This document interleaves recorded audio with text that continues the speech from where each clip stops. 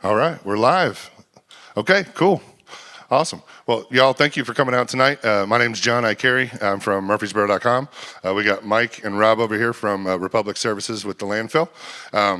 They're doing this town hall meeting, and they agreed to let us moderate it and live stream it and take questions for them. So, but hold your questions if you don't mind till the end. We're going to do a Q&A session, but they've also said don't hold back. So you got any questions, ask away. I know if some people have to go later or if we cut it close on time, if you have questions, we didn't get to them, write them down on the cards. You can leave them. We are going to do a follow-up session with them. We're going to take all the questions, and I'm simply going to sit there and ask them. And so they will get your questions. If we don't get to them tonight, they will get to them. So that goes for everybody watching live. If you're watching it, put them in the comments, and we will get to them as soon as we can. So on that note, I'm going to turn it over to Rob and Mike. Yeah, hey, can everybody, okay, that's working. Hey, Rob Latourette here. I'm a area president with Republic Services here in town. And my coverage area with this region or area that I'm leading is from Kentucky and Tennessee down through Louisiana, but centered here in the greater Nashville area, Murfreesboro, Rutherford County, of course, the Middle Point Landfill. So not just agreeing to be here, but excited to talk to you all directly and answer your questions in really this very important time that we have for the future of the landfill, the future of the county. Thanks, Rob. I'm Mike Klassen. Good to see some familiar faces here tonight. Appreciate you all coming out, and I mean that. For all of you who are live streaming on Facebook, you're missing out on the coffee from this location and the disco ball at this location, which is actually pretty wonderful. So you did miss out on that, but I'm glad to have people listening online as well. I've been the general manager for the landfill, Middle Point Landfill, for the last 5 years. Kind of came up here on a mission. We always raise our hand, and anyone who's ever heard me or Rob or anybody else with Middle Point talk in the past has said, we weren't always the best neighbor in this community, and there's a lot of fatigue sometimes that's around the landfill and how it's operated in the past. So Republic Services recognized that. They tapped me on the shoulder and said, please come up here. Let's get our house in order. Let's solve odor. Let's ingrain ourselves into the community. Let's do a better job, right? And so, I'm really proud of the work we've done over those last 5 years. Our job certainly is never done. And this is part of that. And I think, Rob said it best. We're here to, number one, share information. You can hear it straight from our mouth. Hopefully it helps kind of give context to the situation we're all facing, but also to hear back from you, to get your feedback, and I mean that, and to ask your questions and answer those directly. So what I think more than anything, and I'll say this a few times tonight, is the best way forward for this county and for the city of Murfreesboro and Laverne and Smyrna and Eagleville and all the people that live here is to be working together to solve this really, really difficult issue, right? This isn't an issue that we can all be rowing in 3 different directions and trying to solve things independently. We kind of are where we are. Middle Point is where it is. It's located where it's located. It was put there back in 1989, and it's really on us to come up with the best possible plan for this county and the people in the county. And so that's what we're here to do, hopefully to talk about it, to present a little bit about, I want to start by just some context about, why we're here, not like here physically, but like how we got to this point. And then for those of you who have heard us talk in the last 2 months, the presentation we made to Public Works or to Rotary Clubs or those types of things out there, some of this might be familiar, so we'll breeze through it. But that's kind of, then we'll just open it up for a Q&A and love to hear from everybody. So look, I wanted to start with a little bit of context. So this is a map was created by the state of Tennessee, Tennessee Department of Environment and Conservation. This is a map of every single operating landfill in the state of Tennessee. There's a lot of different shapes and colors, but the really important thing to know is the bigger the shape is, the bigger the landfill is. And it goes from green to yellow to red. That's how much time the landfill has of remaining capacity.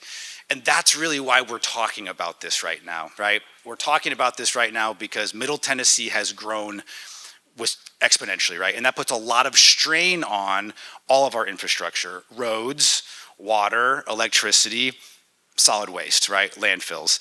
The difference is there's only a few landfills here that are responsible for taking the waste from all of Middle Tennessee. And you can look on this map, green in East Tennessee, green in West Tennessee, yellow and red in Middle Tennessee, right? So that is really the crux of the issue here. No matter where we fall on it, that's why we're talking about it and why it's so prevalent. Yellow color is less than 10 years of remaining airspace. And this is, I think, a year and a half old because it's backdated a little bit. But in the grand scheme of landfills, 10 years is very short amount of time. It takes at least 4 years, sometimes 5 years to permit and construct a new facility. So the time is really of the essence to be talking about it. Middle Point Landfill has 4 years of remaining permitted life left as of today. So that's why the time is so important. A couple of things to point out on this, right? If you take Middle Point off the map, which is the yellow triangle in the middle in Rutherford County, you can see where the next closest landfill facilities are. The next closest facility is in Marshall County. It's a facility in Lewisburg called Cedar Ridge Landfill. Has 8 years of life left as of today. If you take all of the waste that's going to Middle Point and you move that down to that landfill, it's full immediately, right? Then the next closest landfill, the two red dots, White County, Smith County, are really small, publicly owned sites, have no capacity to take the amount of waste that Rutherford County generates or Davidson County or Williamson County generates. Next closest facility is over in Benton County and Camden. 125 miles away. You start having to move farther and farther and farther away at greater and greater and greater cost. And that's really the crux of the issue here, right? So there's not enough resources, and Rutherford County is one of the only counties in Middle Tennessee with a landfill. So if this landfill closes, Rutherford County will be competing with every other facility in Middle Tennessee at greater and greater and greater cost, who's willing to pay more to take their waste to those facilities. And that's not a sustainable place to be operating. So this is a Middle Tennessee problem, but I know you all live here, and so it's a local problem first and foremost. And so I want to talk a little bit more about that specifically, but wanted to sort of give that context more broadly about why this is such a timely issue that we all need to be talking about right now.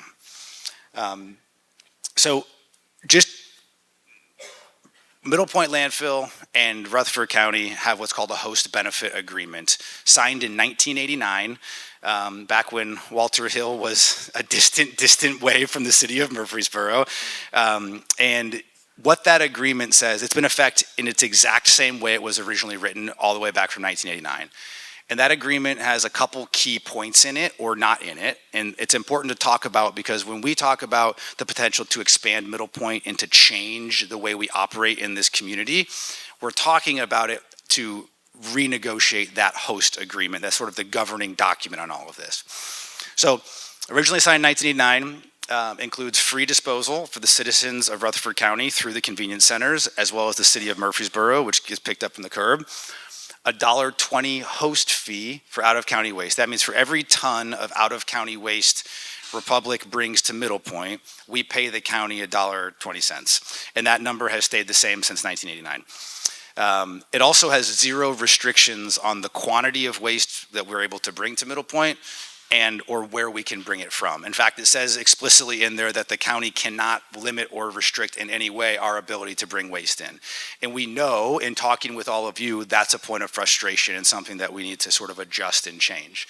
And lastly, and I think also really important, is there are zero provisions for recycling or other non-landfill related uses for final disposal of waste. So basically we have a contract that's set up economically to just landfill as much as possible as we can, right? And do it in the most, I think one thing to point out about landfills, and we'll talk about it when we get into environmental stuff and questions related to that, is, landfills are designed, their exclusive purpose is to protect the environment, right? It is just a highly engineered containment facility for the exclusive purpose of protecting the environment from the waste we generate as a community. And so that's what's happened, and that's a little bit of the background about Middle Point and kind of how we got here. So hopefully that was helpful. I think it's important to understand the history and how we got here. So, as we have 4 years of life left, we were approached by County Commission as well as ourselves, really trying to understand if there's a scenario where we as Middle Point, as Republic, can continue to operate in this community, which is what we really want to do, obviously, we view ourselves as corporate members of this community in a significant way. We wanted to get out and meet with people just like we're doing here and understand what's important to folks. What are non-starters? What are things that the last 30 years are untenable? We have to change this, this, and this. And what we heard we held 10 community open houses. I know a lot of you came to those. We've been out speaking. You've been on the radio, all of those things. What we've heard are really these four things. Number one is economics. Right now, people understand that their taxes had the largest tax increase this century to pay for schools about a year and a half ago. A school, before COVID was $80 million to build a high school. It's $200 million to build a high school now. That's a significant change. And when you're talking about dollars and trying to not raise taxes, you can't pay for it all if you don't want to raise taxes. So it was keeping economics at forefront. Don't raise our taxes for something we currently are getting for free, but also generate revenue for the county to create these other sort of sustainability programs in a way that generates revenue for the county. So that was first. Second was people are tired of feeling like they're the dumping ground for all of Middle Tennessee. I hear you. And it's really important that we recognize that and meet you on that point. So any solution has to limit and give the county control over how much waste is coming in from out of county. That's important. Third was, it's the year 2025. It's not 1989 anymore. We need some sort of recycling programs in the county, right? People are not satisfied with just landfilling everything, no matter what. And the last piece is environmental accountability. And we'll get to it in more detail, but I think the crux of that is, people have felt, many people have felt here locally that they have no ability to voice frustration or understand what's going on or understand how to make changes if they're not satisfied with how they think things are being operated. And so we wanted to make sure that we rectify that first and foremost, but also provide a venue for people to be able to have more control over the things that maybe TDEC doesn't specifically regulate. So those are the four main components of what we proposed and have been talking about for a long time. And so I'm going to just go through those one by one. So what this proposal is a 50-year plan to guarantee free disposal for the citizens of Rutherford County and Murfreesboro for the next 50 years. That equates to about $770 million of direct economic benefit that the county will not have to pay over that time, that they can put towards other programs. In addition to that, what we're proposing is to take ownership of the closed, unlined Rutherford County landfill. And in doing that, take over the about $2 million per year that the county is currently spending to operate and manage that landfill. Also proposing to more than double the host fee that we would pay for out-of-county waste. There's going to be a lot less out-of-county waste coming in, but we still wanted to try to make the county whole on the about $1 million per year that gets paid back to the county for that host fee. So that's in there. And then lastly, the transfer station that the county is just finishing up building, which was built really for the purpose of an emergency backup solution if Middle Point were to close prematurely. That wouldn't be needed for waste any longer. So what we would propose is to actually use it for a different purpose for recycling, but to pay off the $26 million of debt that the county has incurred on that to kind of wipe the slate clean. So from an economic standpoint, it's over $1.1 billion of economic value direct to the county. I know that's a number that doesn't really resonate with, it certainly doesn't resonate with me as much, right? It's just a big number, a lot of zeros, whatever. But what that comes down to is over $200 per household per year on average of cost that you all would not be incurring under this plan. Now, if you live in the city of Murfreesboro, it's probably closer to double that because the city of Murfreesboro also gets free disposal, even though you pay for it on your water bill. There's a waste charge. That's just for the collection of waste, not for the disposal of waste. So there's significant economic upside here with this plan. So we had the Business and Economic Research Center at the Jones College of Business at MTSU take a look at the economics. And they used, and there's been a lot of noise around this, but I'm happy to answer any specific questions. They used information that is directly from the contract that the county signed with Waste Management for operating, transporting, and disposing the waste, as well as the county's budget. That's where the numbers in this came from. And so what this shows, and is a total of about $53 million of annual economic benefit that comes from Middle Point's operation in this county, and 242 jobs. So when we're talking about, yes, there's a direct cost to folks if Middle Point doesn't exist. There's also an indirect cost that sort of trickles through the entire economy. Drivers that buy gas, that gets a salary, that goes out to dinner, and all of those things. $53 million of annual economic impact direct from our current operations. So these are the numbers that are in the study. I think there's a copy that everybody has here. It's also available on the Business and Economic Research Center's website. But what it shows is on day one, if Middle Point were to close, it'd be about $10 million that the city and county would be on the hook for on day one. I say day one because if you remember that very first slide that I put up there, that's assuming we're able to take waste to the next closest landfill, right? As soon as that fills up, these costs, transportation is a huge part of that cost. That cost just goes up and up and up and up in an uncontrolled way. Pretty soon we're hauling our waste to Kentucky or to Alabama or farther and farther and farther away at greater and greater uncontrolled costs. All right, but economics are not everything, and we certainly recognize that, and that's an important thing to hammer home. So on the limiting out-of-county waste side of the house, what we're proposing to do is to actually reduce the size of Middle Point, reduce the amount of waste that Middle Point takes every single year by half. So literally cutting our business in half. We get there by, number one, agreeing to a contractual cap on all the tons of waste that come in from out of county. So the Rutherford County has control over how much waste is coming in, and we make sure that we guarantee enough airspace disposal capacity at Middle Point for 50 full years. One other piece of that is that we would agree to eliminate the residential waste that's coming in from Davidson County. So that's our current largest customer. It's about 200,000 tons per year. So we would basically say that's no longer going to come here. Nashville is going to have to figure out where they're going to take their residential waste, but it's not coming here.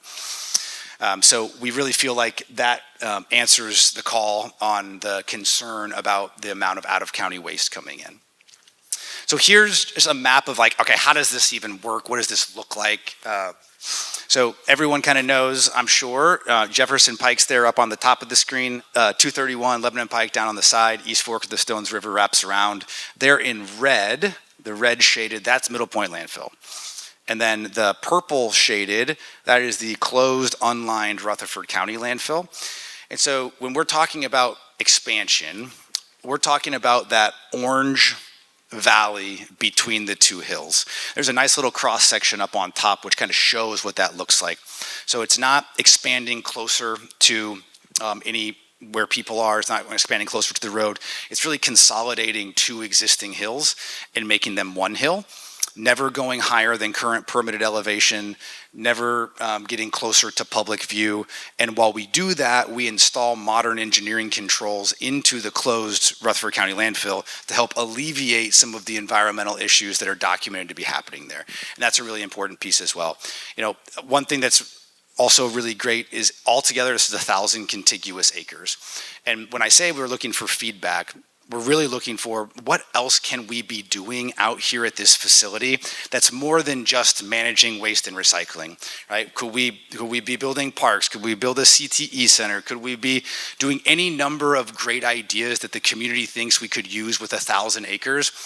We as a business are raising our hand saying, we want to hear what you have, what your ideas are, and we want to see if we can make that happen as part of a broader long-term agreement to be present in this community. All right, so we got through 1 and 2. The third piece is recycling. All right, so as part of this proposal, we're making the commitment to build, operate, and grow recycling programs here in Rutherford County. So if that seems a little undefined, because it is a little undefined, the one thing that we can't do as operators is we can't actually create recyclables, right? People have to actually be recycling in order to make that possible. But we have some small ideas, right? So we start small. If we have great participation in collaboration with the city and the county, there's great opportunity to build a modern curbside recycling program here in Murfreesboro. That's a fantastic opportunity that we would love to be a part of. But we can do more than that right away, right? So we can, for example, right away, every county convenience center has many of them have recycling facilities.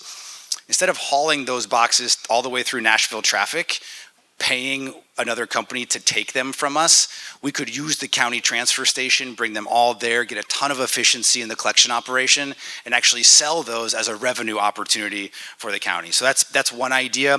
We have a couple more really strong ideas up here. But again, the idea of recycling is we have to start small. We need to get into schools. We need to have a public education campaign. And part of this is our commitment to work with the cities and the county to make that happen once and for all here in our county.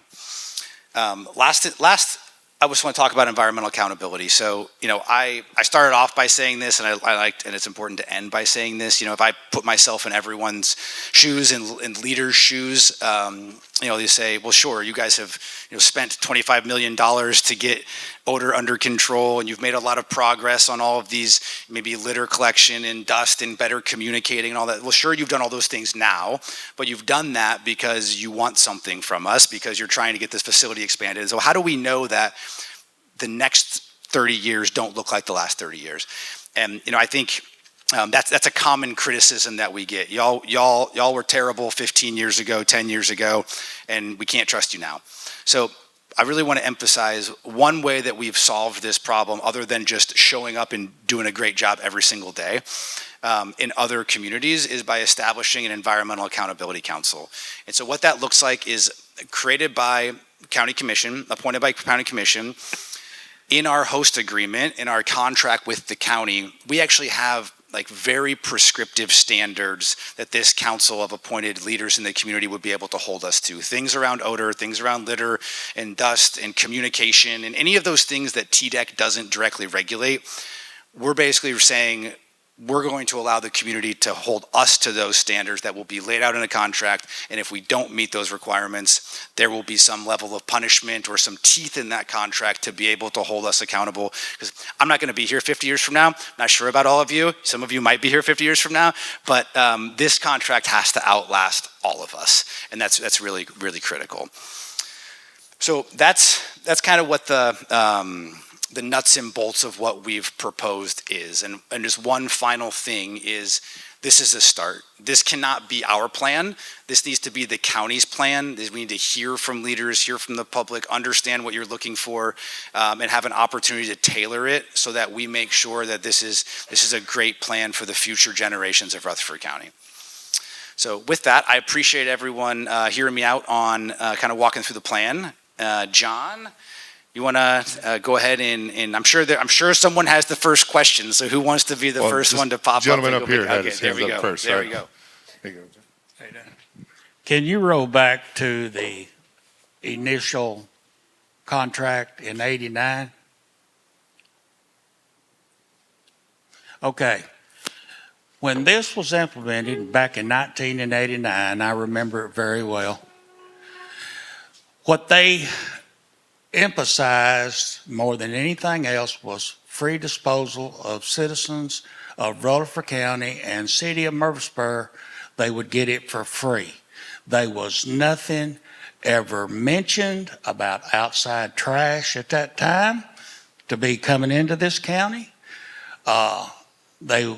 Nothing. Only one that they used at the time was free disposal of citizens of Rutherford County and the City of Murfreesboro for their trash. Everything else was left in the dark until it was all started and implemented.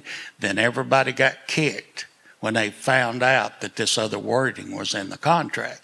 Now, the older people, they understand what I'm talking about because they had to live through it. And if it hadn't been for that, these other three right there, we wouldn't be in the shape we're in today. Well, Rutherford County. I'm out of County. I'm the chairman of the Regional Solid Waste Committee. And we've seen this time and time again.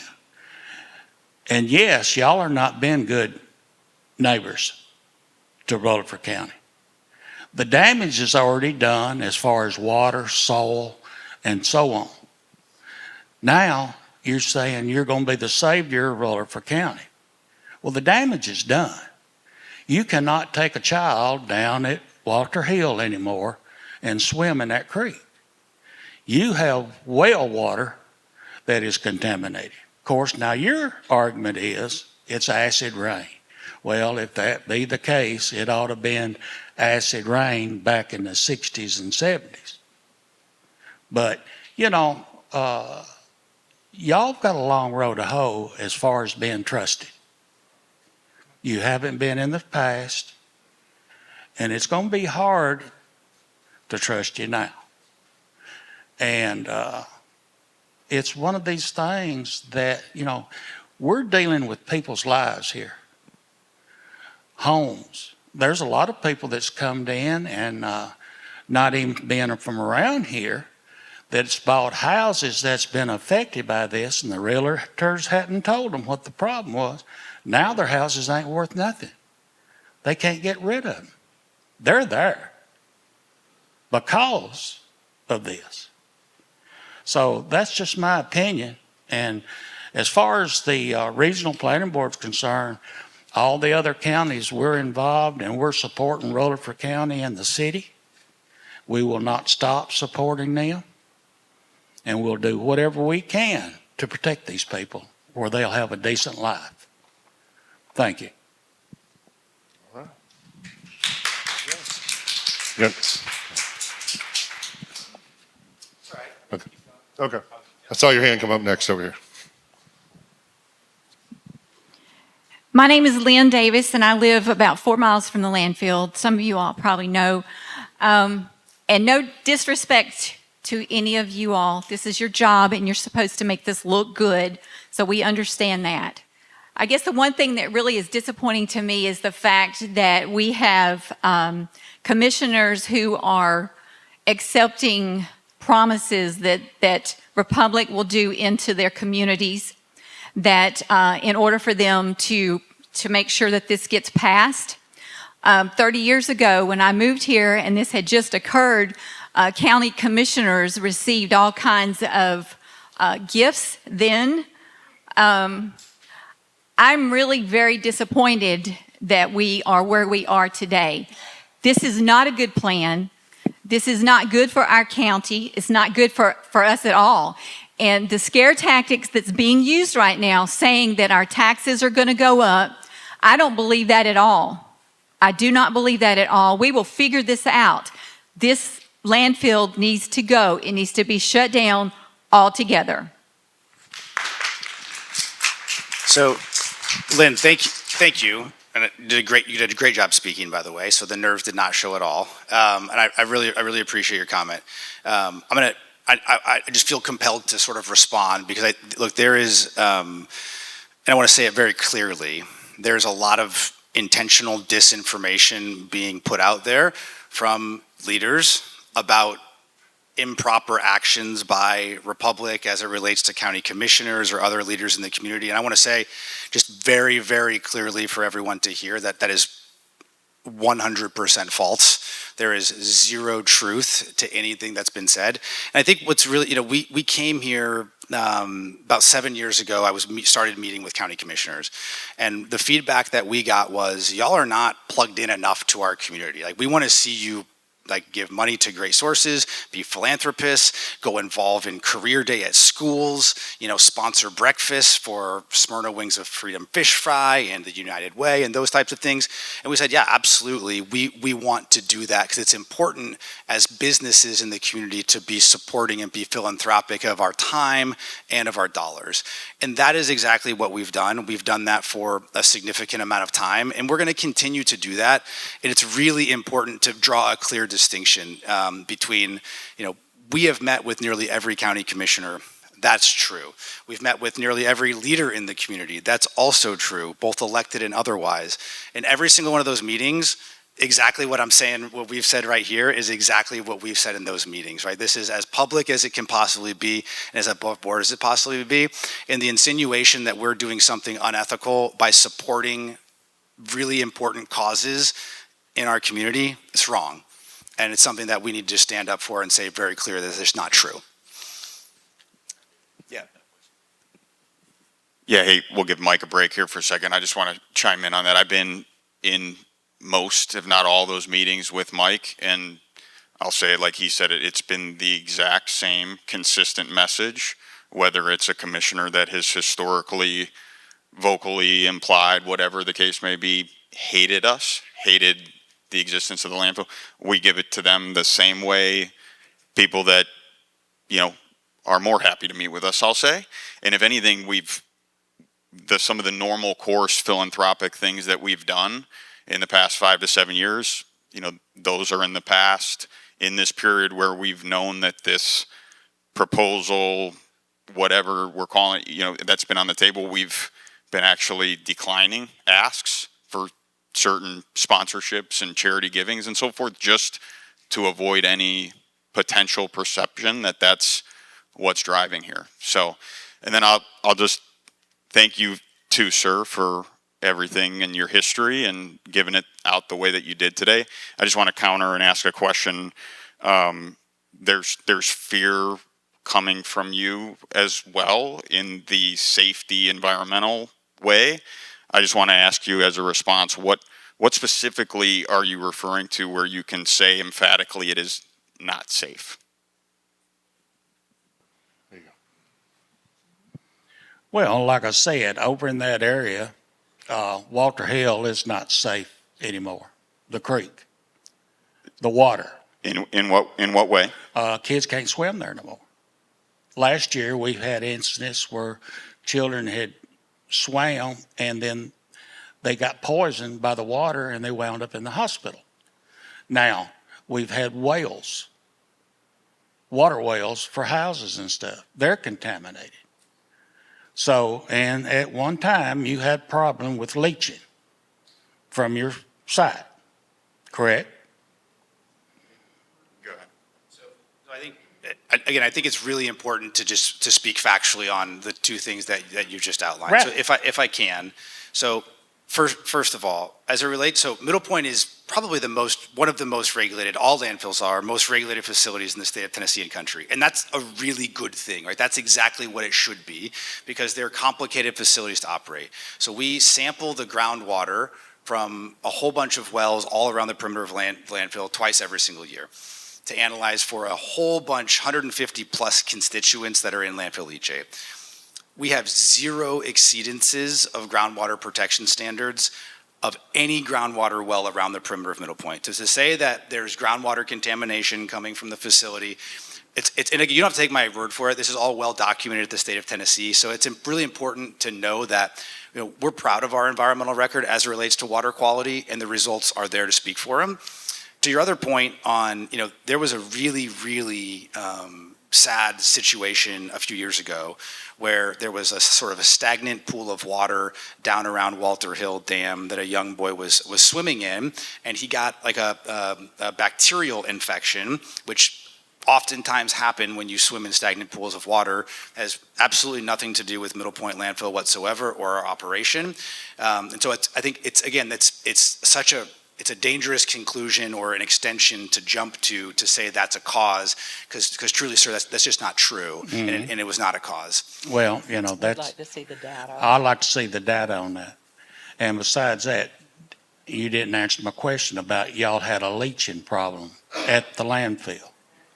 Yeah, I'm not trying to sidestep your question. I'm just not exactly sure what you're asking. So I'm sorry.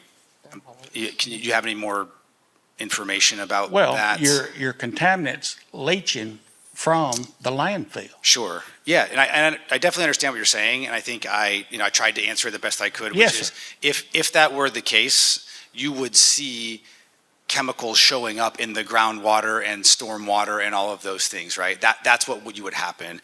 And again, our environmental record and the record of all the analysis that's happened on that shows that that's not happening. Well, That was, I didn't mean to sidestep it. That was my answer to your question. Well, I appreciate your answer on that, but I'd like to see the independent data on that. Sure. It's available. If you can, will you send it to the Regional Planning Board, please? Yeah. Thank Yeah. you. The record's out there, Thank you, sir. for sure.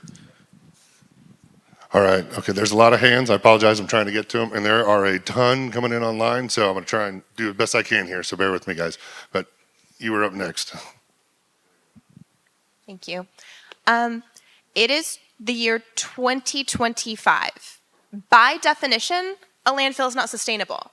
There is literally a physical cap on space. A landfill is not a sustainable solution. Why on earth is that the primary conversation we are having right now?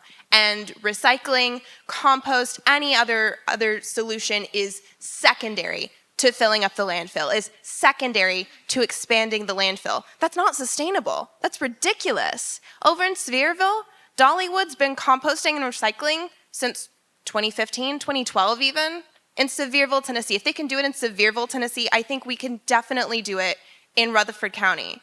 I think that the money is here in our community and in the greater Nashville community if they want to send their trash to us. But the fact that we are primarily focusing on a landfill as a solution is absurd.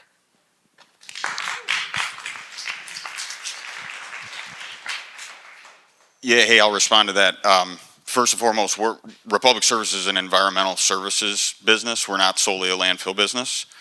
In fact, like, our hearts and minds are exactly where yours is. Like, the landfill is a piece to what a solid waste and recycling program could be in Rutherford County.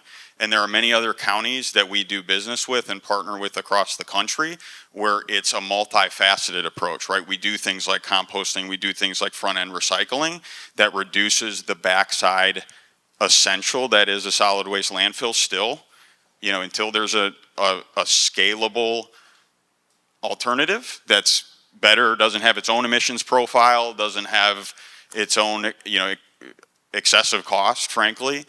It's always going to be a backside, but does it have to be the focal piece? I agree with you, it doesn't. So we're here as capable recyclers, programmers of recycling, and we're ready. I mean, we're ready to facilitate a program, educate how to do it. There's a cost to that, though. There is a cost to recycling.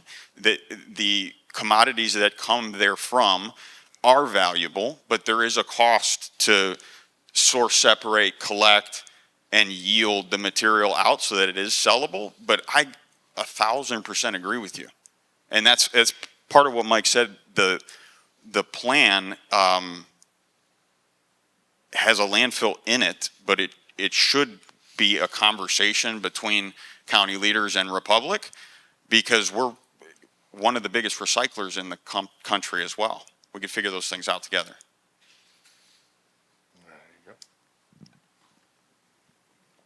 Good evening. I understand and recognize that this burden of figuring this problem out does not just rest with y'all, but also our city and county governments. They do bear some responsibility for this and in the past decisions that have been made. But my question is kind of a two-pronged question. Do y'all own, operate, manage other facilities here in the state of Tennessee? And if so, or outside the state, do you have another facility that mimics what Middle Point is going through, and how have you reconciled or figured that problem out? We need an example that what you are proposing is going to work and not just be another Band-Aid or another, we're going to take care of it, but then you walk away. So we need some assurances and some confident assurances that this problem is not going to just stay there for another 50 years and we're going to be right back where we are in that time frame. I don't plan on being there, but somebody's going to be there, and it'll probably be my children or their children. Yeah, and ma'am, your question, I presume, is predominantly around environmental compliance responsibility? I would like to see if you have used these same methods, thank you, to solve other issues at other facilities. Keep burying. There's no method. Methods just keep Well, burying. not necessarily, because they've offered us several other options. Thank you. They've offered us several other responses to this issue. So show us that those responses have worked or have provided a successful resolution or continuing processes of this issue that we've got. Show us another example. Yep. Bring it to us so that we can say, okay, you are true to your word. You're going to stick with it. You're not just going to walk away and leave us hanging with the issues that are still here. Yeah, and so, yeah, I'll answer the question now. And the gentleman in the back, you don't keep burying it. That goes right back to the answer in the other woman's question there about it. A landfill is still essential, but how much of a dominant place does it have to have in a solid waste recycling system?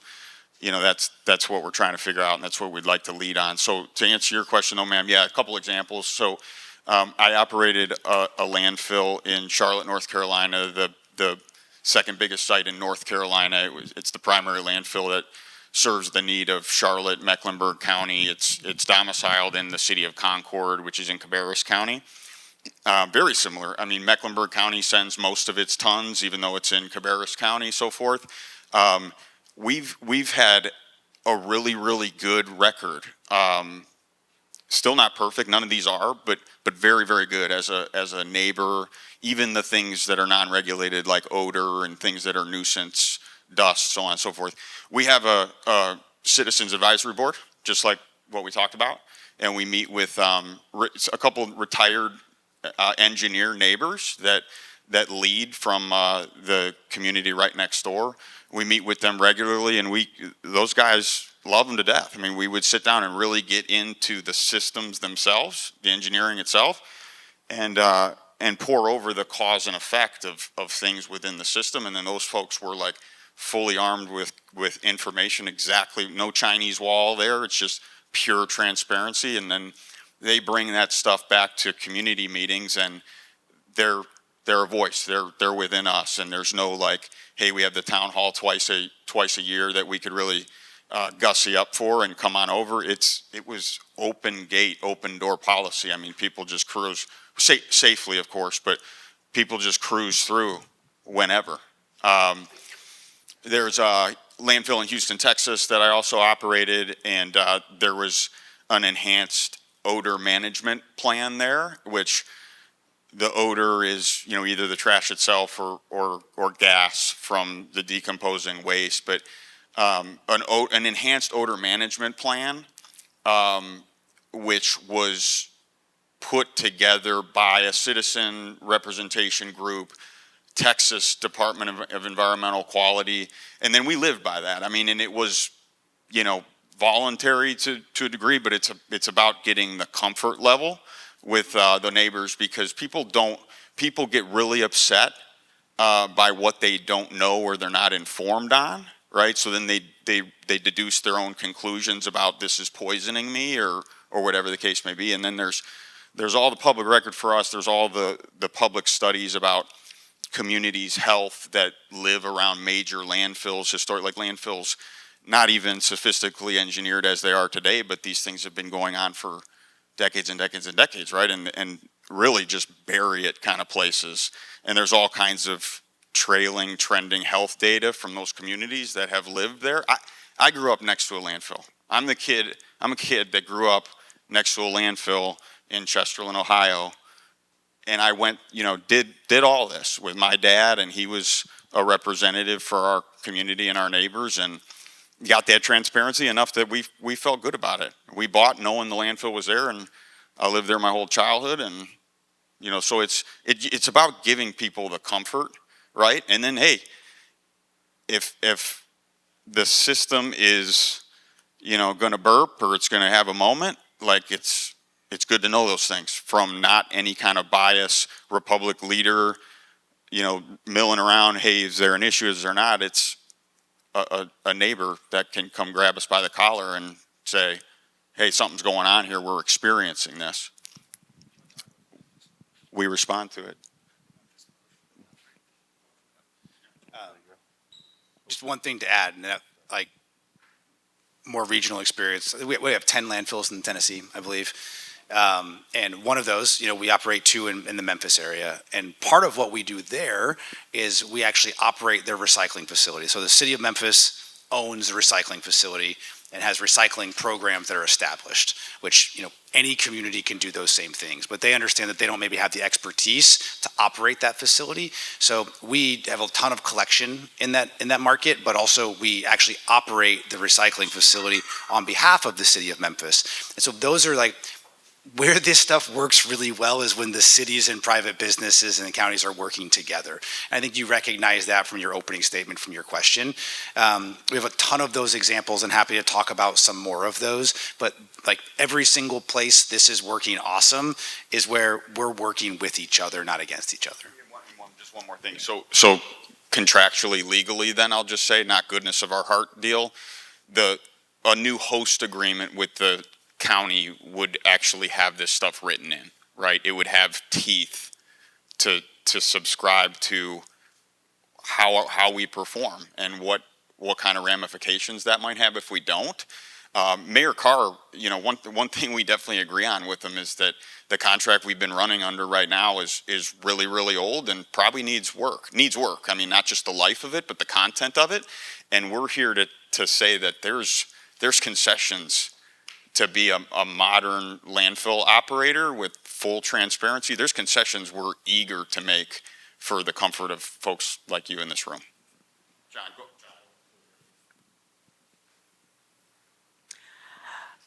Hello. Thank you for this opportunity for coming here and being with us, because y'all are in a tough position with us sitting out here in this audience. But you seem like nice enough people, and so I'm going to respectfully say, you talked about intentional disinformation being spread. An example of that were the cards that we received twice in the mail from, I believe it was from Republic, but it didn't identify as Republic, where it told us that our county commissioners would like to hear from us, and it gave a phone number, and it supposedly it implied that it might go to the county commissioners. I know that it ended up being relayed to the county commissioners, but one of my questions is, did Republic send those cards? Because that was nuanced intentional disinformation. It was an implication that it was coming from the county. That is one of my questions. But I do want to say on another point, please make it clear to everyone that when you reference the Burke study, the Business and Economic Research Center at MTSU, you make it clear that they do not take a stand one way or another, and that they based the study on information given from Republic. So Burke is neutral on that study. So that's one thing. But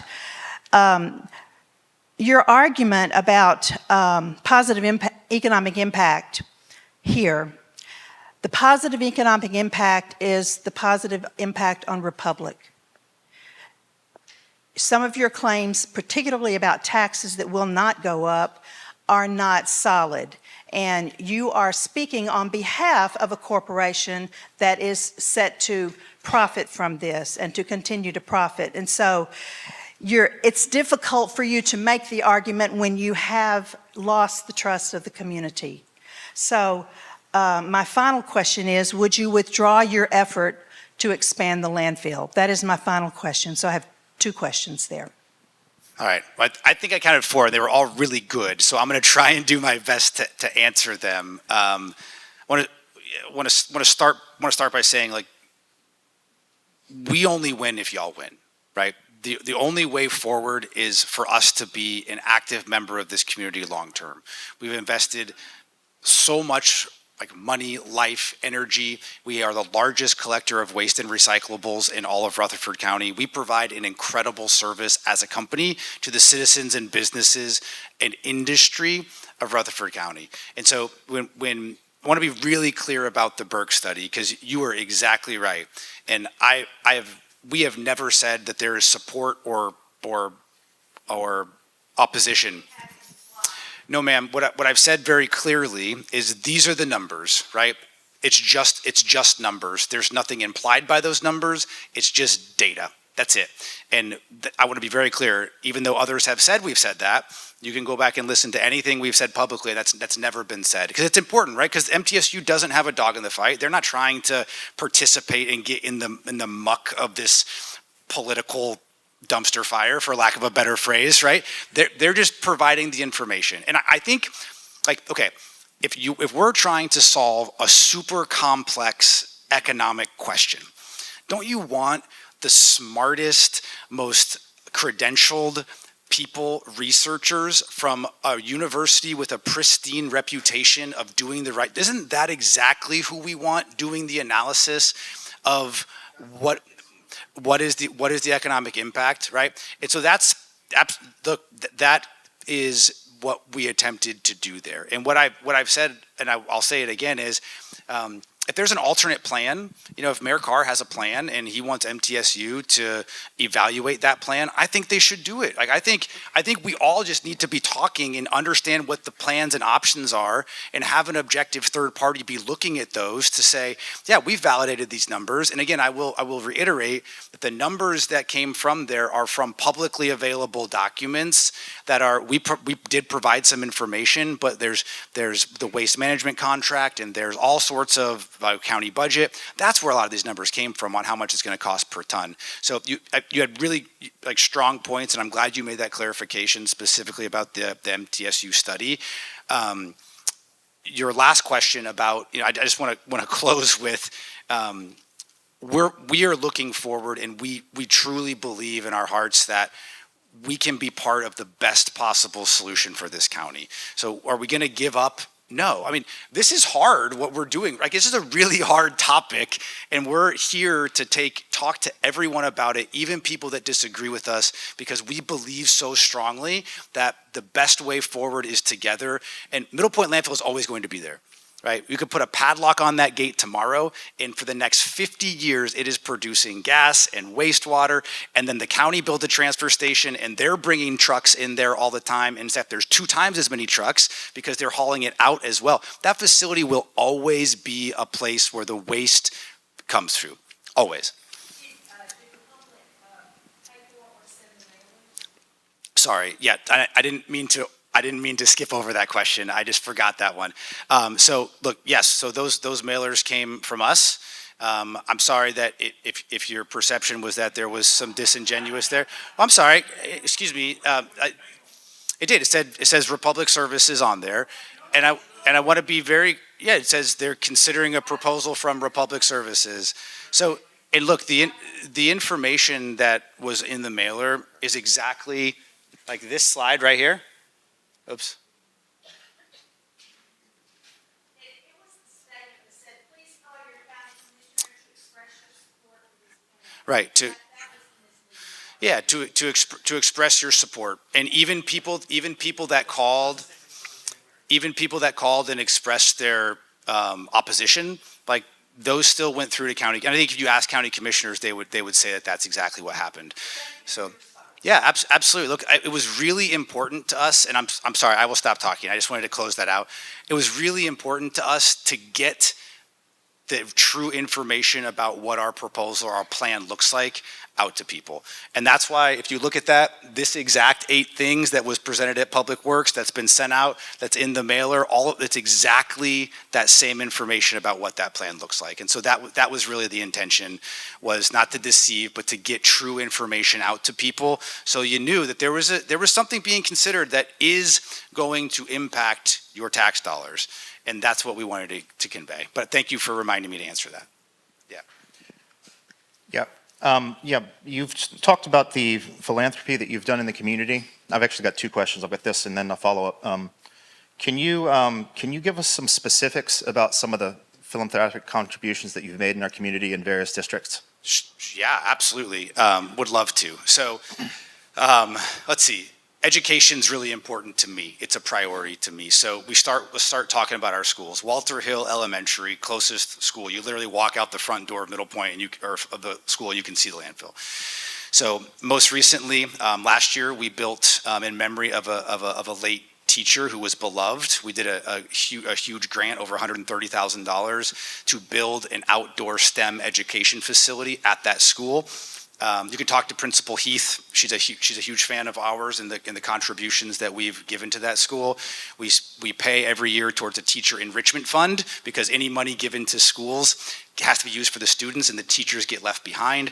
We participate in their Amazing Shakes program, where we teach kids how to smile and introduce themselves and give handshakes and pitch.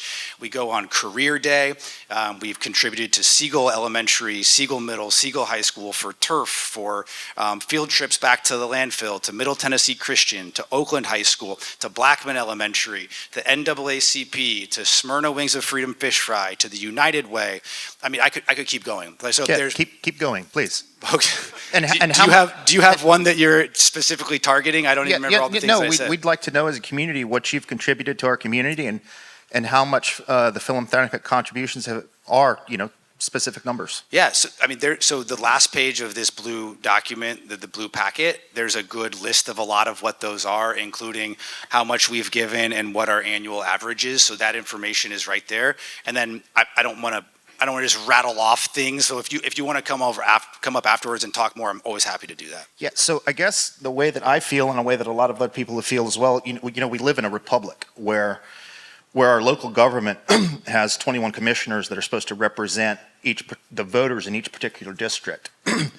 And what it looks like what's happened is Republic Services has undermined the republic that we live in as a community by going to the commissioners and asking the commissioners, tell me if this is correct or not, but isn't it true that you went to the commissioners and told the commissioners individually that you guys wanted to make some contributions into the community, and you asked them where you could make those contributions in their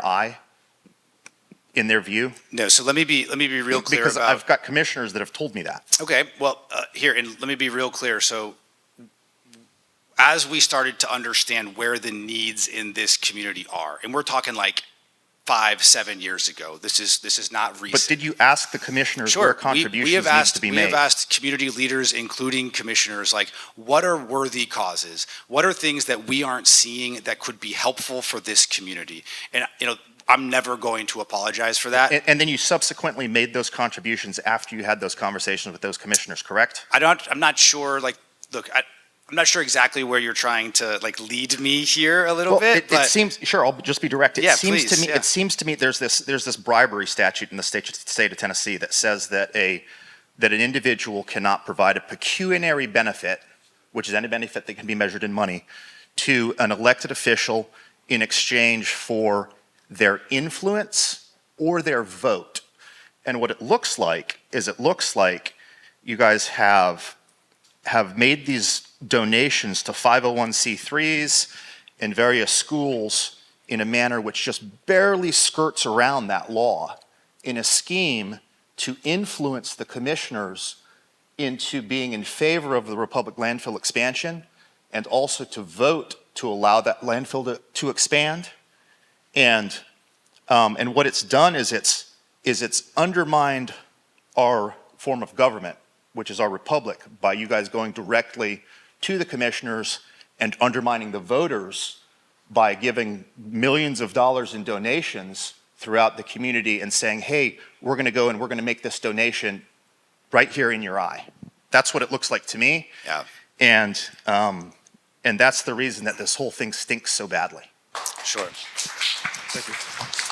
So again, I'll say, okay, all right. And I think our law enforcement would be derelict in their duty if they didn't fully investigate this matter. So again, I want to say very clearly, sir, you're reaching for something that's just not there.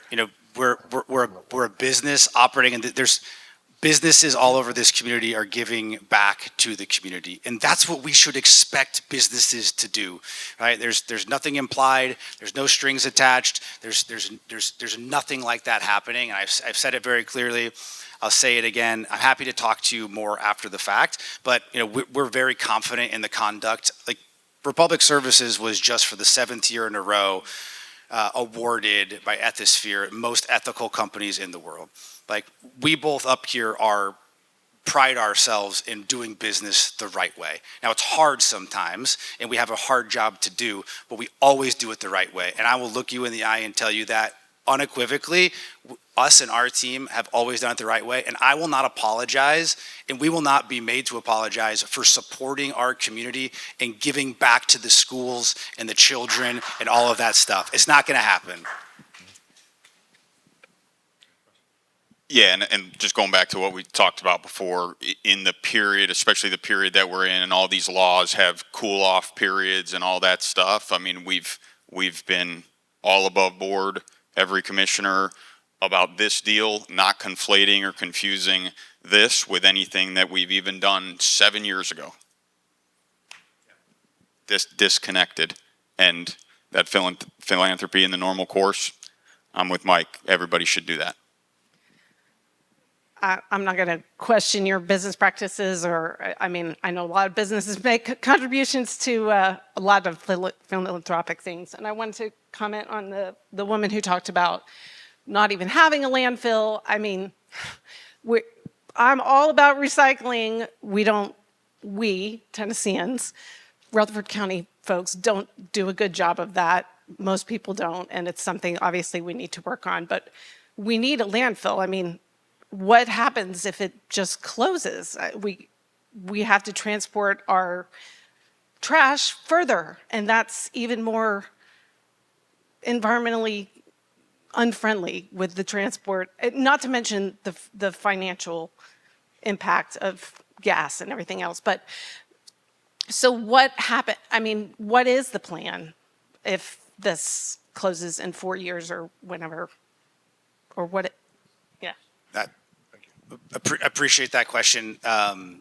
So, the plan, as we understand it, the county's and city's plan is to do just that, is to build a transfer station and to ship all of our waste to some other county, and to hope that other county doesn't do what Rutherford County is doing right now and say, we're not going to take your waste, you can't bring it here, right? Because those counties have that right to do as well. And then we're sort of stuck locally holding the bag with our waste, literally. And so that is the reality. Someone's going to take the waste. It's just how far do we have to ship it, and how much is that going to cost? And by the way, none of that moves us forward with recycling. We've had a lot of folks in here that have said, we don't want to be just a landfill. We want to modernize our waste management system, and we couldn't agree more. I'm going to invite you may not all believe me when I say this, but I am an environmentalist at heart. I've only ever done this job in my whole life, and all I do from the time I graduated college to now is build, operate, and construct facilities that protect our environment from the waste our communities generate. It is very important to me, and I think that's a really important piece. Is like, if we don't modernize and get some recycling programs going, all we're doing is shipping our waste to a different county, which is exactly where we're upset that folks are doing to us.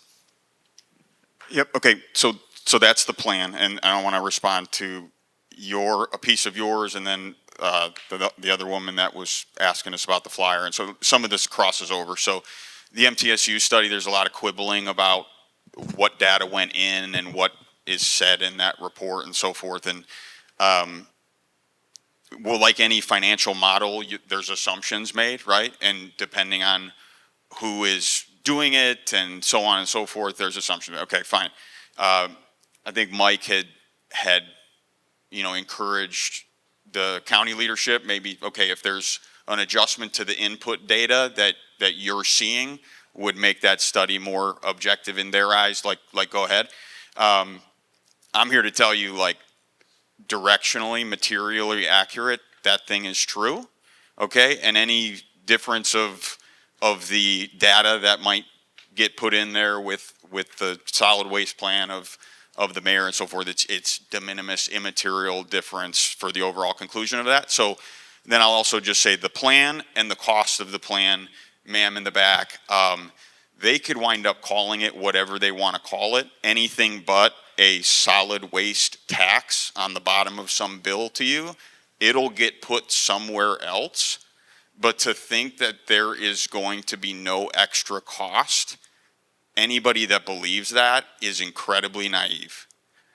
To have a zero cost, and I love actually the way the mayor broke this down on Monday. the 400,000 tons that are created in Rutherford County. Okay, that's business volume, that's residential volume, et cetera. The mayor wanted to deduce, our free offering down to 35,000 tons or whatever, and that's still a lot of waste, but to deduce the impact of that, okay, no, really, that's not the MTSU $90, it's really 75. Okay, well, we're 15, MTSU and their report, and I guess us by proxy, is $15 off over 90. Okay, so there you go. But to say that deduces it down to 3 million and that's going to be it, that's your only cost. Yeah, that's the direct residential waste cost. So everybody in here has followed this hyperinflationary period we've been in since 2021. The rest of that 350,000 tons that gets created here in Rutherford County, there's going to be an increased cost to that, to the businesses and industry that produce it, okay? And not the collection piece, because again, we're talking about a series of transfer stations being in the county as a future state. So the collection and the drop-off runs are the same, but the disposal of that 350,000 tons, okay, is going to go up for that business by 50% at a minimum, okay? Now solid waste disposal is not the biggest cost caption on a business's P&L, but it's not nothing, right? And it's not nothing to the point of, we all have heard it from businesses, and it's real. Like, every single cost caption of pretty much every business, right? Their major ones, their middle ones, and their minor ones has gone up crazily in the past 3 years. And where do those costs get passed on? The cost of every good and service that you want to get in Rutherford County is going to increase like everything else does if the solid waste becomes a transfer model instead of a in-county landfill, okay? And then I would just say, the plan for solid waste transfer of all 400,000 tons really takes up a lot of money, like I just said, and takes away from some of the costs of a good recycling program that we really all should endeavor to have. Limit the real need for a landfill. All right, thank you all for y'all time.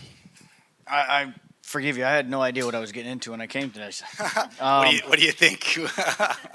Y'all are right down the road from me. I've watched it get a little bigger. I have felt that it smells a little less, so I don't know, maybe I'm different. But the 53 million and the 23 million at the beginning of the slideshow, you'll have to forgive me. I'm new to the area, and I don't necessarily understand a business model for how you guys do your job. Don't get me wrong. I need you. I've been to your facility in Memphis when I need a landfill. I appreciate that they're there. But I don't necessarily understand. You said that there's a $26 million debt that would be taken care of, and I don't necessarily understand whose debt that is. And the $53 million that's coming from y'all, I don't necessarily know where that, by all means, if... This is quick, guys. I won't belabor this. So the 53 million is out of the MTSU study, correct? Okay, cool. Those guys are way smarter than me. That's this macroeconomic trickle that quite frankly, that's not our business. I mean, we fed them like business and our industry level inputs for this, similar to what the county's looking at for just how much does it cost, very real numbers, to transfer waste out on a 53-foot trailer, right? That was our input to this. MTSU then went to the place of like every dollar that all of our employees, all of our vendors all earn, all the site work we have, that they're all spending in Rutherford County only. We know that's probably not all true, right? Sales tax, all this trickle of that. So I can tell you that's about as much as I know about it, but that's how the number got so big, and they're smarter than I did. And the 26 million is the debt that the county has taken on to construct the transfer station. Understood. And just as a 5-year-old, just last, and I'm not trying to poke holes in your plan here, but I'm looking at a footprint of 40 years, 30 years. The existing footprint is 30 years worth of trash. Yeah. The new one looks smaller, and you're saying it's going to last 50. I was just kind of curious as to, are you sure you're going to be able to fit it all in there? I appreciate the quality assurance check on that. I really do. So the key part is we're going to take in half as much waste. So that's that, and you make a great observation. It's a much smaller area, but we're taking in half as much waste into the facility. Sure. So the question was about what do we do with the closed Rutherford County landfill? Yeah. So first piece is, Middle Point has really advanced engineering environmental controls. We have wastewater collection and treatment, and as waste decomposes, it produces what's called landfill gas, which is half natural gas and half a whole bunch of other stuff. And if it emits the atmosphere, that's what causes odor, right? And so we're going to install gas collection and wastewater collection into that old county landfill and pull the material out to prevent it from going back down into groundwater. Like the county landfill right now, currently not planning to mine out the county landfill, just to. Yeah, so let me go this and just make sure it's really clear. That's right. That's right. If you can kind of see on the cross section, the little inlay figure up on top, you can see how there's two hills and kind of a valley in between. That's right. So all we're going to do is to fill the space in between those two. That's currently not the plan, to mine out the.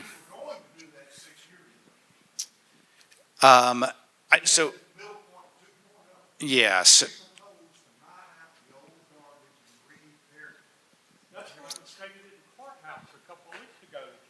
sorry, I'm sorry, I can't say that again.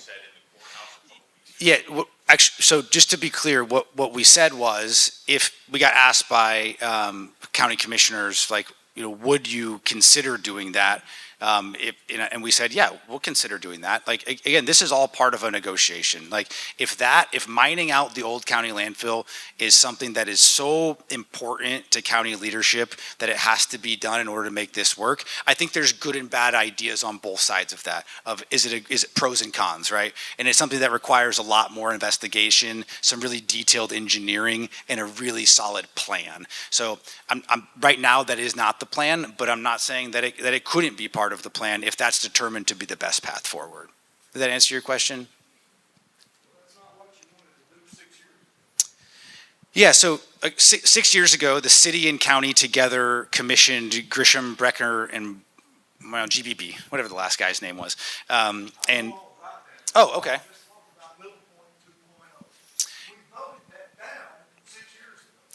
Sure. So I think a couple things.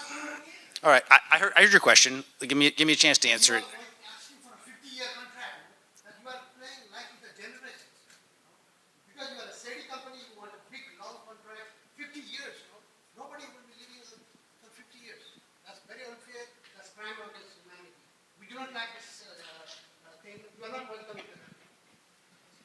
All right, so I'm going to go back to try and answer your question about the prior vote of county commission, because I think it's really important.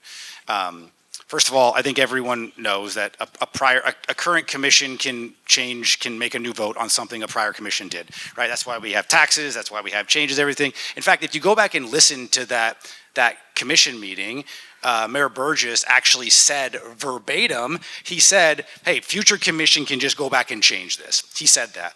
You had Commissioner Jordan that said sometimes it's better to be an ostrich and stick your head in the sand and not deal with things right now than it is. So I think it was very clear when that decision was made that county commission didn't want to deal with it right now.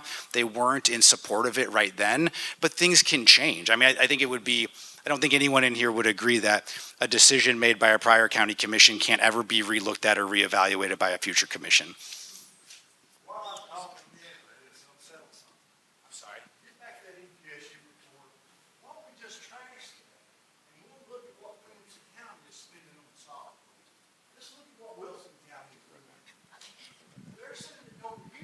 It's not breaking them. Have you figured out how much of their budget is spent on solid waste? Because that would include bringing it on. So, I hear what you're saying. Let me just, And Davidson County spends their money to haul it down here. they do. It's not breaking them. They do. It's costing taxpayers a significant amount of money in all of those counties. What percentage of their budget? It's a great question. I don't know what percentage. I'm not sure what percentage exactly of their budget goes towards that. Do we have other questions in the audience? Great. Thank you for being here. I saw on one of your slides it said, we're Rutherford County first. I think it was one of the later slides, and I think everyone here feels like we need to be Rutherford County first, right? Also, on one of your slides it said Rutherford County is going to get free trash disposal. Help me understand what that means, because I heard, and maybe I misunderstood, but I heard that, we already pay a trash fee in Murfreesboro that's going to go up.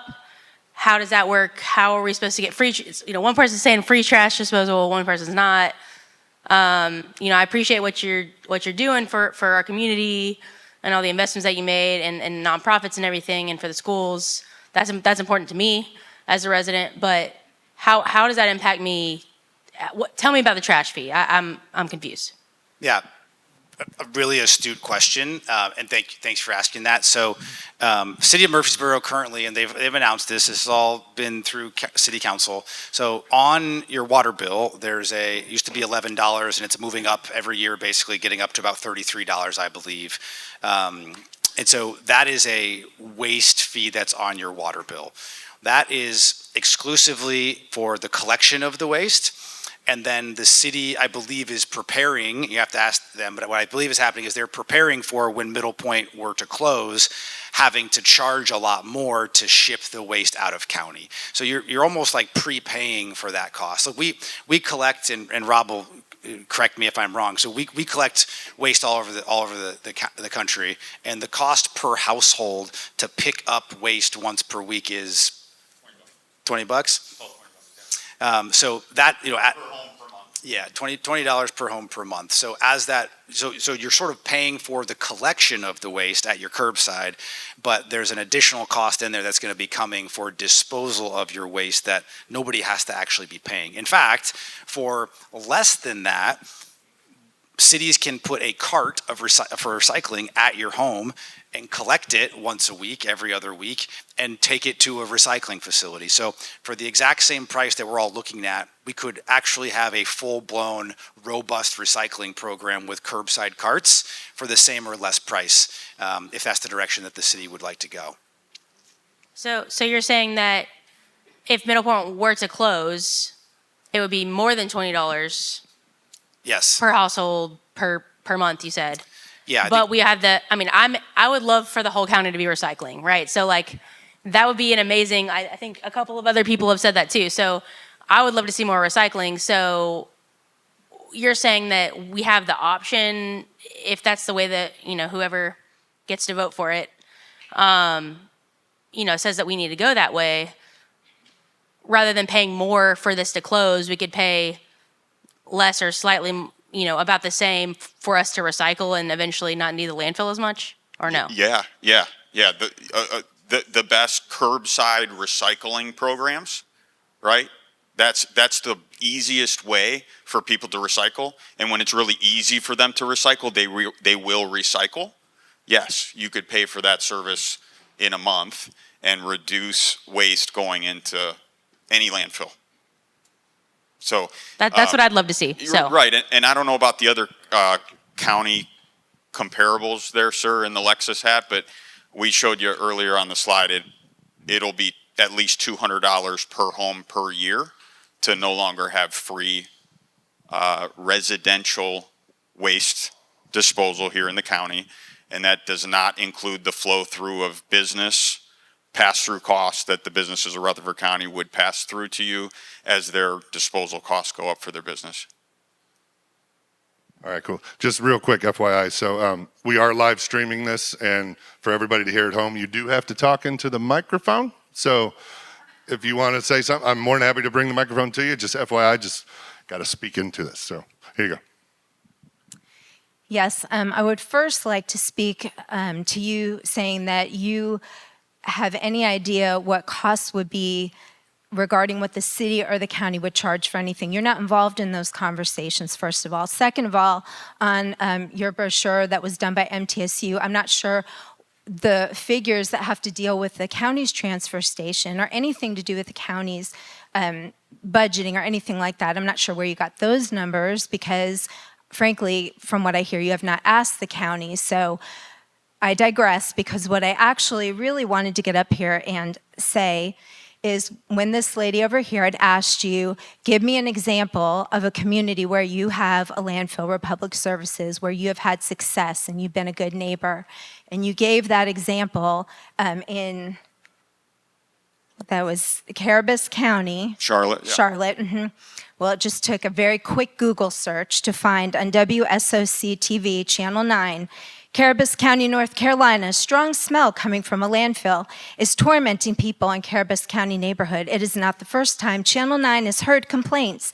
Neighbors brought their concerns to us last summer, but now they say it's getting worse. The landfill is located near Rocky River Crossing Community. It's by the Charlotte Motor Speedway just off of Moorhead Road. People who have lived there told Channel 9's Hannah Gotez that they bought homes in the beautiful and quiet Caribous County neighborhood, only to find out that a landfill next door would build up and leak the smell of garbage into their homes. Now they're calling for a change. I could go on and on with this. News article goes on and on. It is dated February 20 of 2024. Can you explain that? Thank you. Sure. Yeah, I mean, I would say those articles come out periodically. I mean, like we said, these. So like we said earlier, the landfills are not perfect. They're not perfect, and it is, but nothing's perfect. Nothing is without blemish. So then why should we let you expand and quadruple in size? If you can't contain what you have right now, we should let you expand it. Quadruple in size. Yeah, we're not asking to quadruple in size. It will increase in size, correct? Correct. There will be more years of intake there. Yes.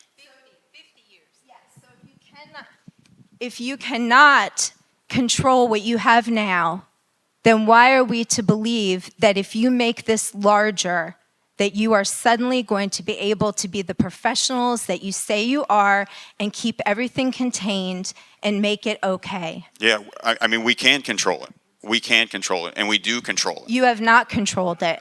There's been a history at this landfill. We understand that, and there's a history at every landfill, whether it's a Republic landfill. Can you speak to your March 10th, 2025 violation that was just from the other week? It's a V2. It's a major violation. Yeah, I'd be happy to. So one of our leachate sumps, which is a sump that is in the interior of the structure, okay, had a rising level of leachate, okay? Landfill infrastructure, landfill design, all of the equipment and mechanics within a landfill are built with an extreme amount of belts and suspenders, secondary, tertiary measures that catch. So there was a rising level of leachate. We are so far from that, leaching out or getting anywhere outside of our line boundary. So I would just liken that, ma'am, to you're sitting on an airplane, you're ready to go fly somewhere. The pilot comes on and says, hey, we're having a mechanical issue we're trying to work through right now. Does everybody just jump off the plane in a panic, or does everybody sit tight, realize that that's still the safest and best way to travel, and you let people handle those issues, get them corrected, and you're better off for it? But it is major violation, is it not? Technically, yes. Yes. And so how is it that your people are going around to all these different public forums saying that they have had 30 consecutive monthly routine inspections without violations? How does that work? That was before March 10th. No, there was one in October. There were one in others. August. There's 34 over the last 6 years. How many? 10 in the last 30 Can you explain what a monthly routine inspection constitutes? Sure, Ms. McGowan, I'll answer your question, and then we'll keep it moving to others. I do respect it, and I'm always here afterwards if you want to talk further. So look, we're inspected every single month by the state of Tennessee at random. So inspector shows up, they go through all of our scale house reports, all of our special waste logs, all of our tracking and random waste inspections, all of our environmental performance. We literally have like several binders worth of, I said earlier, we're one of the most regulated types of facilities out there, and there's a good reason for that. So that inspector does an entire tour of our facility, walks all around, checks levels in every single pump system, and look, we have had a really strong record, 30 consecutive. What does that mean? What does 30 consecutive mean? You said 30 consecutive routine monthly. So most people would think that's once a month when you say monthly, which would equal 2.5 years worth of time. There have been violations that have been much more recent, besides the March 10th violation, much more recent. There have been 10 in the 30 months. So how can you say that? What does that mean? So let's again, being factual is super important. There have not been 10 notices of violations issued in the last 30 months. That's simply not true. State of Tennessee has a range of comments. It could be just a comment. It could be an area of concern. It could all the way up to a V2, which is what you're calling out, which is a violation, which is a notice of violation, NOV, right? Everything below that is not deemed an NOV. So I think you're getting confused about what is in those reports and what every time an inspector that say major violation, and there's some that say minor violations. So now you're telling me that those are not violations? Great. So I would love, I said, I think I answered your question exactly right and factually. If you still have follow-up questions after this, I'm happy to talk more about it. Always am. You know that. Thank you for your time. All right, y'all, real quick. Part of my job with the microphone out here was to keep us on track on time, and y'all flew by real fast. So we got about 1 or 2 more questions, and then we got to wrap this up. So I know, sir, you were next over here. So Thank you. And follow up to this young lady's question about future cost moving forward. I understand your proposal is the city and the county will be able to dump without any charge as we move into it. Is that correct? That's correct. Okay, but as was noted, that the city is currently charging around $11 per month for residential curbside pickup. So what you're communicating is really a smokescreen and a forest that the people are thinking, oh, if we move forward with this proposal, I will have zero trash cost, where they will still continue to have the residential pickup fee that they're currently having, and maybe even some future fees that are levied by the city or a third-party operator. So I think you're being grossly misleading when you express that there will be no cost to the city or the county residents for dumping their trash. So I'm sorry if that was confusing. We said, wait a second. I heard you're your the one coming forward with the proposal. I heard you your need question. to clarify that. Can I answer it? So this says free disposal, right? Very, very clearly. There's no question about what that says. And then we go back to here on the opening slide when I said also free disposal. So that is very, very clear, not trying to mince words or dance around what it says. It doesn't say free collection. It doesn't say free pickup. It says free disposal. So if that was unclear to you, I apologize, but it's very clear. I would suggest you take that back to your editor and have them put some parentheses in there, excluding this pickup fees that will be charged by the city or the county. Duly noted. I appreciate that feedback. all right, we got one more here. I saw your hand up earlier too. And also just real quick, if we didn't get to you for one, I apologize, but two, please write down the questions. I'm going to go around and pick up all the cards, and because we are going to do a Q&A at another time, and I'm just going to ask all these questions. So for people streaming online, I got your questions here.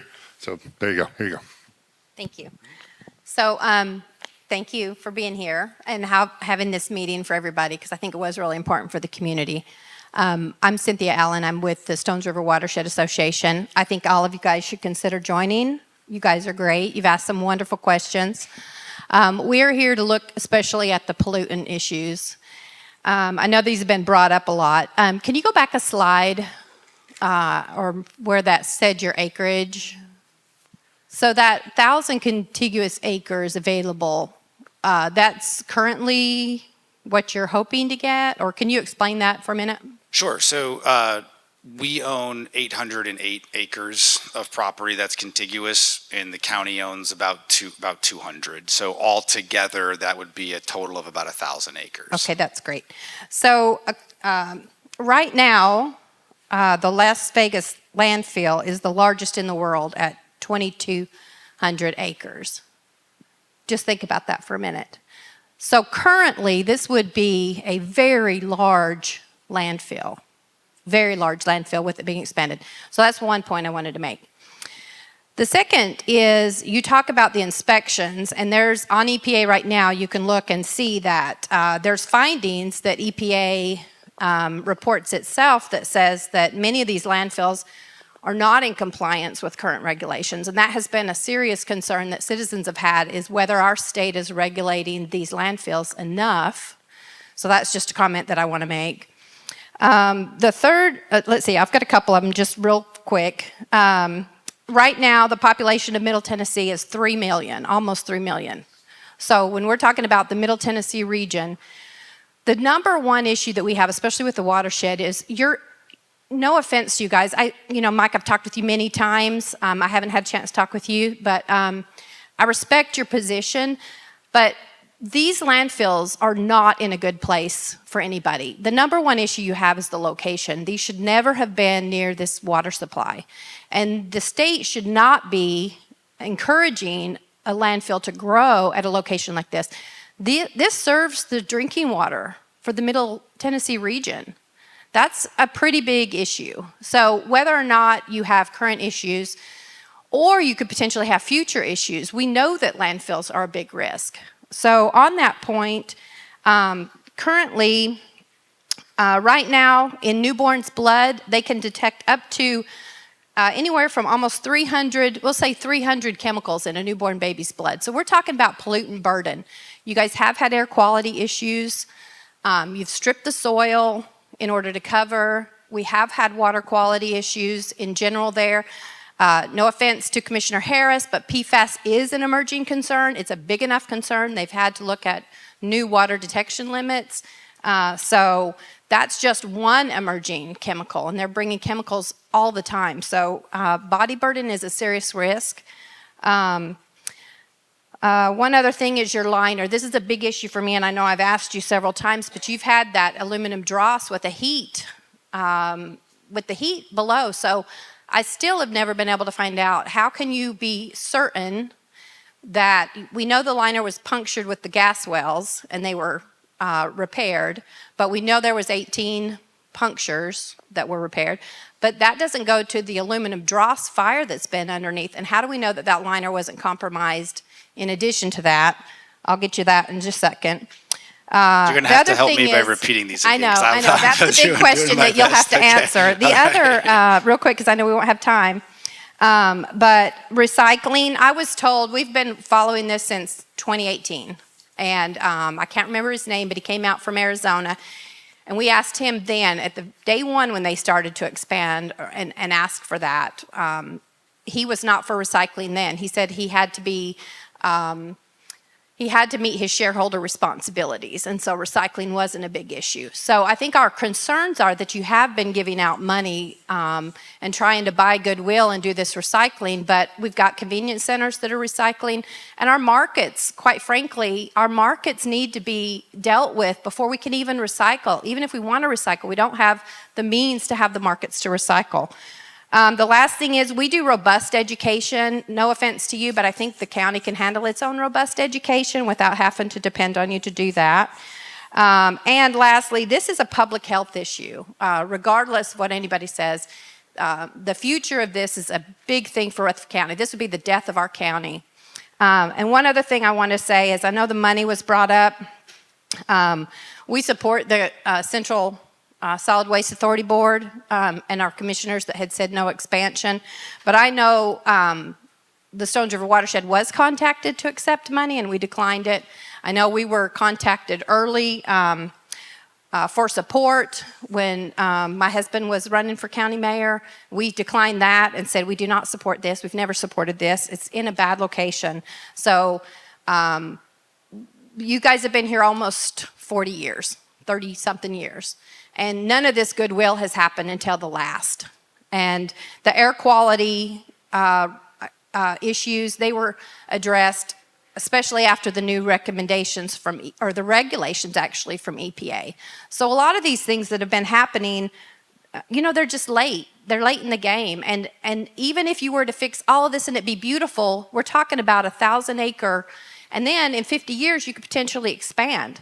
So this is not the location for a landfill. We urgently request the state to consider better locations for a landfill that's not on the drinking water source for Middle Tennessee.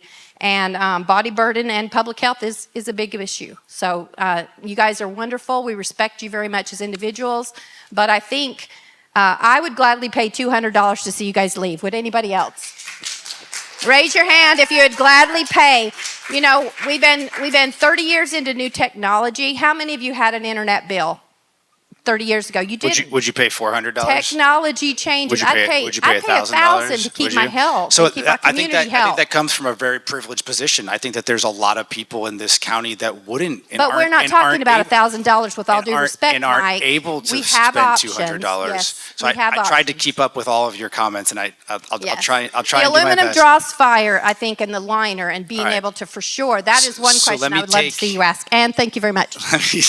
Let me take, as always, I mean this truly, like I always do appreciate our conversations. You're extremely well educated and know what you're talking about. And so, you know, I always appreciate the depth that we get into very, very, very quickly and how long they can last. But I appreciate that value. So let's talk about the aluminum dross really.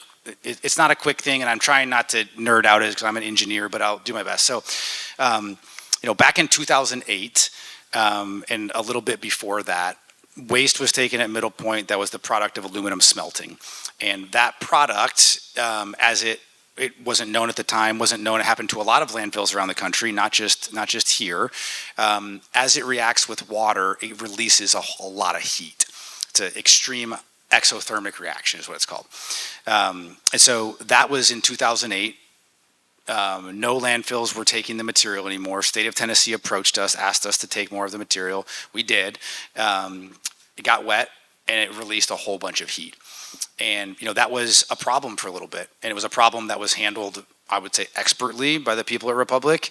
We've had 4 of those types of landfills in the country. It was a challenge. It was public notice. There were public meetings. You might remember it. That all happened, but that was in 2008, right? So we have data going all the way down from the top of the landfill drilled to the bottom that shows temperature profile within the landfill, and we've had that forever. Right? We have gas wells drilled 180 feet down. We know exactly how hot things are at what depth of the landfill. The reaction that happened was at the very, very top of the landfill. It was not in the middle or in the base. There was never any risk to the landfill liner system from that reaction. How do we know that? We have no exceedances of, well, we know that data, but we've had no exceedances of groundwater protection standard. If the liner was compromised, leachate would be getting out into the groundwater like it is at the closed, unlined Rutherford County landfill. So that is known. That is known. And of course, I think I've sent you the report also. Yeah, sure. Well, let's handle. You asked for it. I gave it to you. So let's handle it after this. But like again, we have a robust amount of engineering that supports that analysis. That there is no reaction happening. It's something that happened a long time ago, and it's all been taken care of properly. Those are publicly available documents prepared by professionally licensed professional engineers in the state of Tennessee. So, So I think what you're referring to is our request to potentially place waste above that. And that's a totally separate issue that I don't want to get into the details right now, but I'm happy to talk to you about it afterwards. But as far as like not an ongoing issue, not an ongoing reaction, we have all of the data to support it. And from my perspective, it's kind of a closed issue. So that's to that point. Remind me, pick one more thing. I don't want to take up too much time. Pick one more thing from what you said. Size, thank you. So, when I said I get excited about 1,000 acres, I wasn't saying I get excited about, as much as you may not believe me, I don't get excited about 1,000-acre landfill. That's not what I dream about and I'm really excited about. I was saying that's 1,000 contiguous acres. The landfill is going to be 300 acres. It's 202 acres right now. It'll grow by about another 100 or less. That's all the landfill. The rest, that 1,000 acres, is opportunity. Could we build recycling facilities? Could we build public parks? Could we build a career training center? Could we do things out there with that property? Look, it's wetlands. It boundaries the East Fork of the Stones River. It's actually pretty beautiful land, and come out and I'll walk it with you and we can look at it. Yeah, I totally agree. Sure.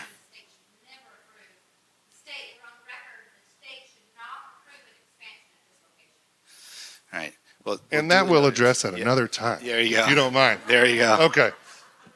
I am sorry, but we are under a time crunch. I apologize. That was my job tonight. So awesome job. Thank you for all your questions. But again, please, if we didn't get to you, for one, I apologize personally. Write your questions down. I will take them. I will see, just like that. Great Perfect. job. Thank you. Perfect example. Thank you, ma'am. So, and we are going to sit down and I'm going to read these word for word. So promise they will get answered. Again, sir, I know you wanted a question. I apologize, but I'll get yours too. Anybody online? All like 200 and something comments, by the way, and questions. I'll get to those too. It's gonna be a long video. So anyways, thank you all for coming. We really appreciate it. Thank you guys for coming. Yeah. It's a great debate y'all had going on. But yeah, so give me these cards before you go. Yep. Thank you. Anything else? No, just appreciate you all coming out and the opportunity to talk with you. Thanks so much. Thank you all very much.